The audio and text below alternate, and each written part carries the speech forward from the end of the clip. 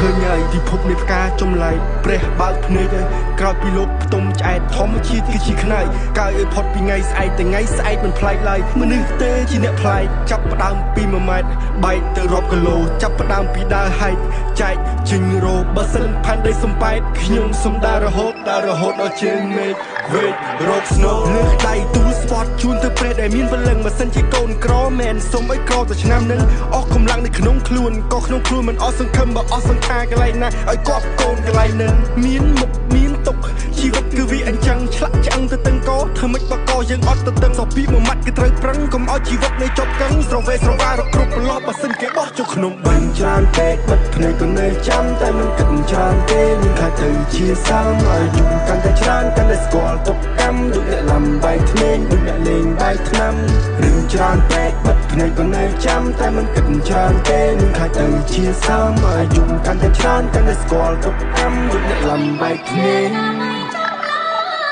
ឃើញហើយផ្កានេះមានពឹសផ្កាចេះស៊ីមនុស្សធ្វើឲ្យវង្វេងទិសនៅហើយទុកគ្រឿងទាំងអស់នោះឲ្យរសាយទៅតាមខ្យល់ព្រោះរឿងខ្ញុំពិបាកស្រ័យជាងវិបត្តិសកលរាល់យប់ដេកលក់អង្គុយបឺតបារីជាមួយនឹងព្រះច័ន្ទនៃរូបកំដររាត្រីធម្មជាតិព្រមព្រៀតរូបកំដរព្រឹកព្រៃទឹករស់កំដរត្រីបើងាប់ជាជីកំដរដី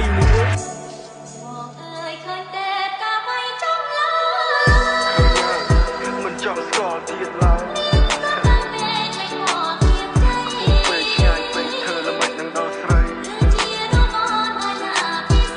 យជីវិតនៃខ្លួនឯងចំបែកបេះដូងនៃសាស្រីស្អិតទៅមួយផ្អែមឆ្ងាញ់ដូចខ្ញុំ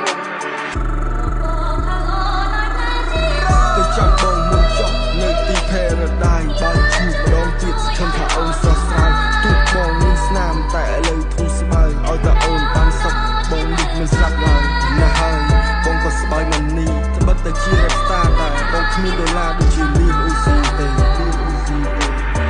អ្នកមិនអាចទុកសំណាយតែលួចយំម្នាក់ឯងអ្នកដែលលើកទឹកចិត្តគេតែភ្លេចលើកខ្លួនឯងមិនដល់ជីវិតទៅតាមខ្លែងទុកឲ្យខ្យល់អ្នកដាក់តែងអ្នកដែលចង់អង្គុយចាយឲ្យអ្នកដែលស្រ័យអង្គុយចាយជាក់ស្ដែងបើយើងក្រកុំត្រដោនៅចាំជំនួយពងទីពងមាត់ទុកក្នុងកញ្ច្រៃតែមួយព្រោះហត់ដែងវាចាំកំ ប្លែកលើរឿងដែលយើងព្រួយណាស់ហើយសង្គមគឺវាអញ្ចឹងឲ្យតែអ្នកសប្បាយស័យសុខចិត្តញញឹមហត់មិនហត់សន្មត់ដើរដល់គោលដៅកំណត់កុំមកឡត់កុំមកខត់ចេះសប្បាយក្នុងការកំសត់តើអ្នកណាជាជនបង្កប់បើមិនហ៊ានផឹកទឹកសម្បត្តិពេលវេលាជាអ្នកកំណត់ថាអ្នកក្បត់ឬមួយមិនក្បត់ខ្ញុំប្រាប់ហើយមិនតមិនជឿមិនក៏ចោទថាអស់ជំនឿសក់តែភ្នែកនៅលើឡើយទឿចិត្តតែរឿងបែបទៅជាយឺហើយទូត្រូវគេចន់បង្កប់ក៏ខ្ញុំនៅតែបន្តទូធ្លីរូបភាពអាក្រក់ក៏បង្កប់រូបភាពល្អ